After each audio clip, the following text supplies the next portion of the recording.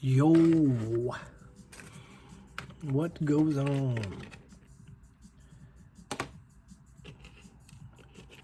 Just wanted to show what I've been working on here.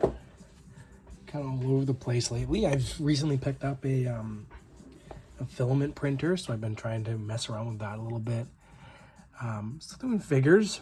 I've been busy with the figures, but I've also been trying to I had this idea of kind of like a picture in frame. So it was like a scene from a movie and then in a picture frame. So I have this is a print that didn't work out, and I have the final print here.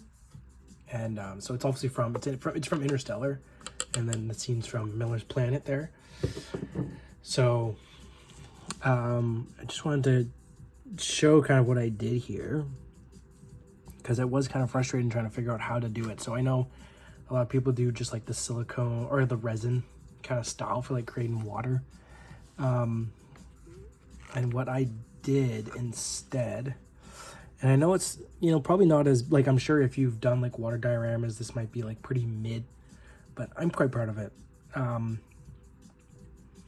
So what I did was I kind of have just a piece of cardboard down right under here, and I layered that down first, and then I did a coat of blue, start obviously with a darker blue on the base of the cardboard there, and then a lighter blue, and then to build it up to a little bit of a lighter blue again. And then I also kind of mixed in some grays too.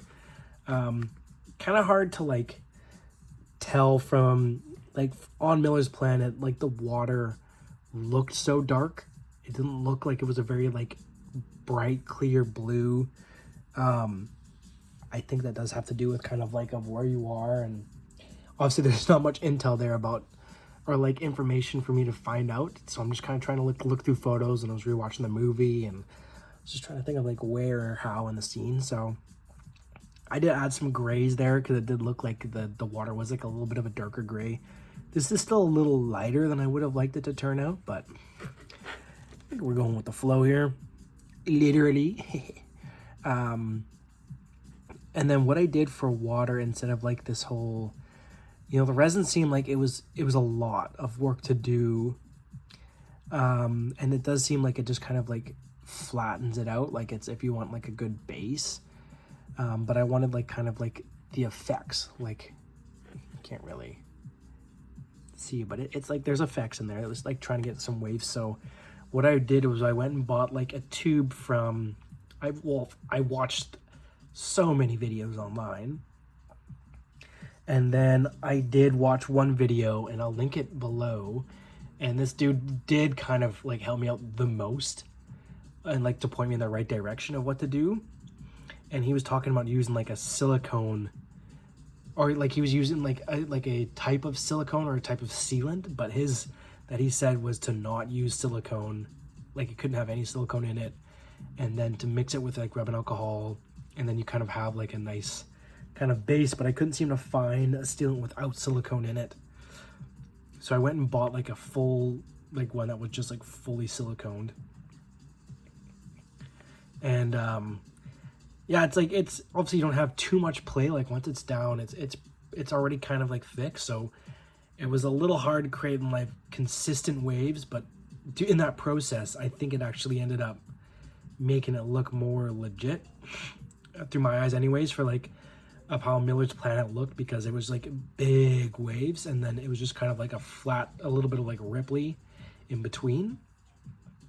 So I put a bunch down, and then I kind of squeegeed some out, and then just kind of made some little ripples and stuff, and in the same direction. I'd kind of put some down, and then I'd kind of just slowly caress it back, or just one way. And then so I put it on there, and then it was pretty clear. It looked clearer than I wanted it to. Again, I wanted it to look kind of murky. And so right now I'm just going over with a little bit of white paint, and I'm just adding some kind of white highlights to it to make it look like those are actual waves crashing, as opposed to just clear don't think you can see. So there's like a couple, like right there. So there's one that's no white onto it. And I'm just going to kind of like add some of that white paint there. And then it does make it like a little bit of like a, with a bad example.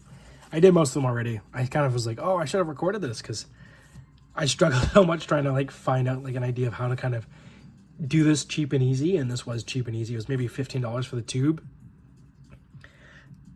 And I'm pretty happy with how it turned out. I'm sure if I did it again, I'd probably do it a little sooner, and I'd probably go back maybe like once as opposed to like a couple times, because that's where it started really pulling.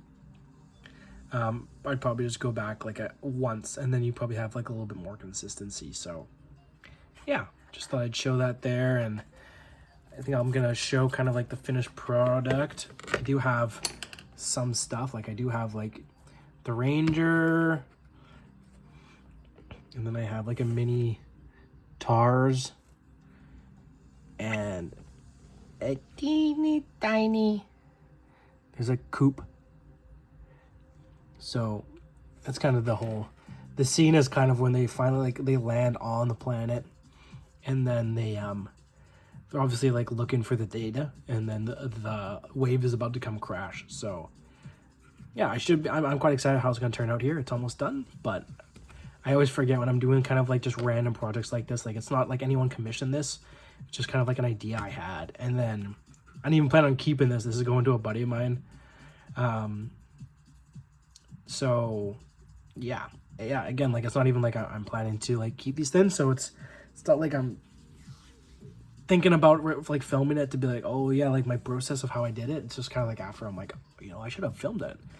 And then I can kind of share that info with anyone who's also trying to make something similar or whatever. All right. Thanks for listening.